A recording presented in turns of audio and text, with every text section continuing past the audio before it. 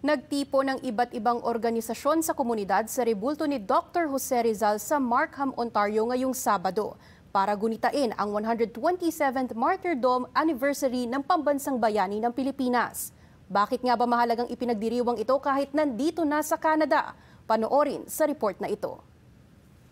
Ang kislap ng watawat mo'y tagumpay na nagniningning. Ang bituin at araw niya kalan pag may di magdidilim. Sa kabila ng makulimlim na panahon ngayong Sabado, isang pagpupugay para sa Pambansang Bayani ng Pilipinas ang isinagawa ng mga miyembro ng komunidad sa pangunguna ng Markham Federation of Filipino-Canadians para sa ika-127 anibersaryo ng kamatayan ni Dr. Jose Rizal.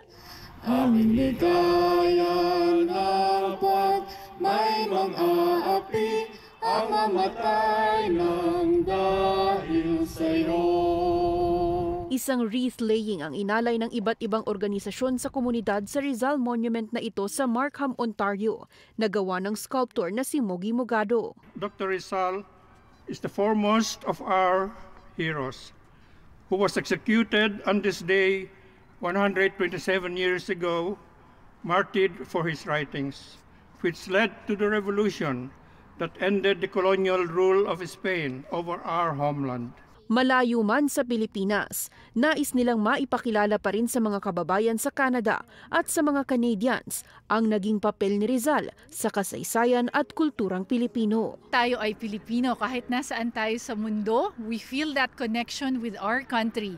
And part of being a Filipino is learning about our national hero, ang ating pambansang bayani, dahil marami naman po tayong matututunan sa ating pambansang bayani, like pagmamahal sa ating bayan, love of country, striving for excellence, and fighting for what is right. Isa lamang ang monumentong ito sa Markham, sa marami pang mga rebulto at busto ng pambansang bayani sa Canada. We are very pleased and we feel very proud that Jose Rizal is appreciated by our kababayans here in Canada, but also by the peoples here. Inaasahang sa pagpasok ng bagong taon, muling madadagdagan ang monumento ni Rizal sa probinsya, kung saan tatabihan nito ang kilalang destinasyon ng mga turista sa Canada, sa Niagara Falls.